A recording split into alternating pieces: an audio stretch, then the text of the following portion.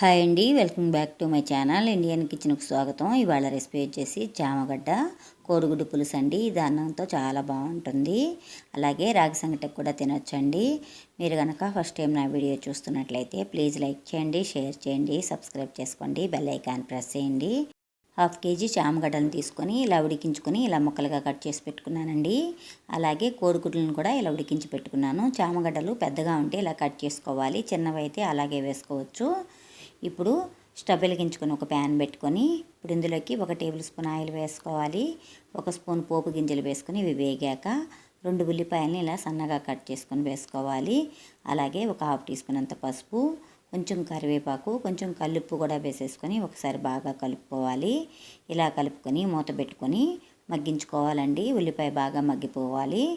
ఉల్లిపాయ బాగా మగ్గిపోయిందండి. నేను ముందుగానే ఒక 3 టమాటాలని మిక్సీ జార్లో వేసుకొని ఇలా పేస్ట్ లాగా చేసుకున్నాను.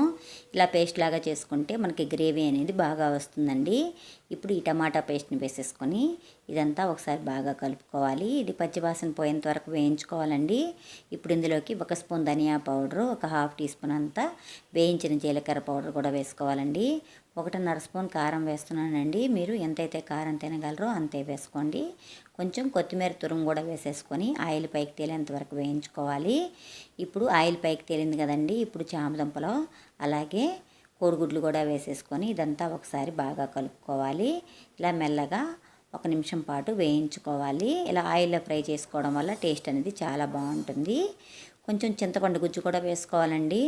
నేనైతే ఒక చిన్న నిమ్మకాయ సైజ్ అంతా చింతపండుని తీసుకొని ఇలా గుజ్జు తీసుకొని వేసుకుంటున్నాను. ఇదంతా ఒకసారి బాగా కలుపుకొని ఉప్పు కారం చెక్ చేసుకొని మూత పెట్టుకొని ఒక 5 నిమిషాల పాటు ఉడికించుకుంటే చామదుంప కోడిగుడ్డు పులుసు రెడీ అయిపోతుంది.